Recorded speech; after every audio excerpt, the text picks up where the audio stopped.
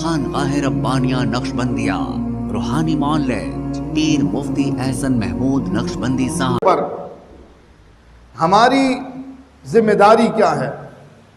اب جو فلسطین کی صورتحال جاری ہے، فلسطین کی موجودہ صورتحال کے اندر یعنی اب ہماری ذمہ داری کیا بنتی ہے، ہمیں کیا کرنا چاہیے اس موقع پر؟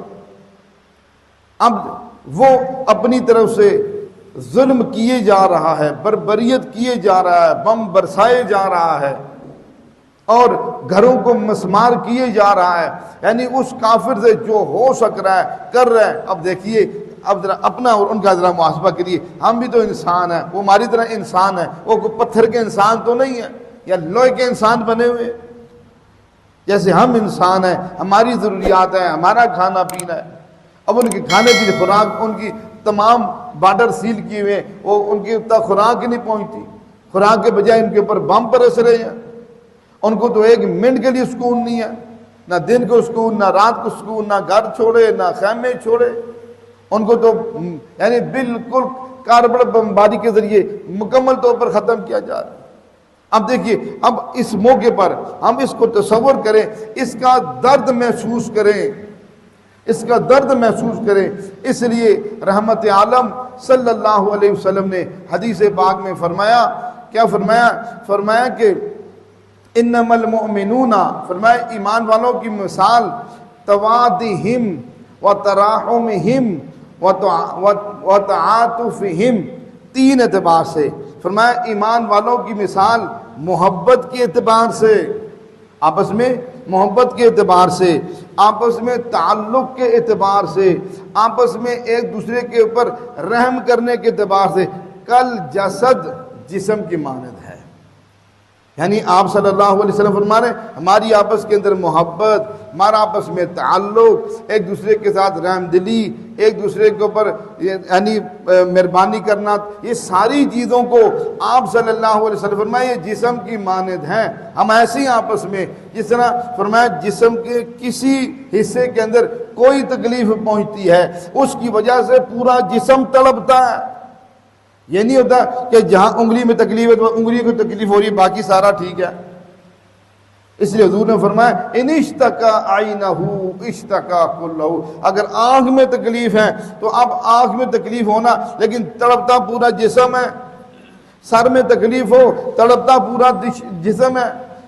جسم کے کسی بھی حصے میں کوئی تکلیف ہو، تڑپتا پورا جسم ہے۔ حضور پاک صلی اللہ علیہ وسلم فرمایا یہ ہے مومن کی مثال۔ اس لیے آپ صلی اللہ علیہ وسلم نے حدیث اس لیے بیان فرمائی، ہمارے دل کے اندر مومن کا، مسلمان کا درد احساس پیدا ہو، اس کا احساس پیدا ہو، تکلیف ہو میں، یہ میری اور آپ کی اس موجودہ صورتحال میں ذمہ داری ہے کہ ہمارے دل میں اس چیز کا درد پیدا ہو، میں تکلیف محسوس ہو، ہم اس پر تڑپیں۔ دیکھیں آج ہونا کیا چاہیے تھا اور ہو کیا رہا ہے۔ ہمیں ایسے کرنا، ہمارے اندر یہ تکلیف محسوس ہونی چاہیے تھی، تڑپنا چاہیے تھا ہمیں کہ آج ہمارے مسلمانوں کو کس طرح بے دردی کے ساتھ ایک کافر اور جابر، ایک ظالم، ایک حالانکہ اسرائیل کے بارے میں کہا جاتا ہے یہ اسرائیل ایک ناجائز ریاست ہے، یہ خون خوار ریاست ہے، یہ قابض ریاست ہے یہ، اور ایک چھوٹا سا ٹکڑا جس کی پشت پناہی امریکہ کر رہا ہے، اب اس کی وجہ سے، اب اس چھوٹے سے ٹکڑے کی جو یعنی حضور نے فرمایا یہ بات فرما کے الکفر ملت واحدہ، پوری دنیا کا کفر ایک ہے۔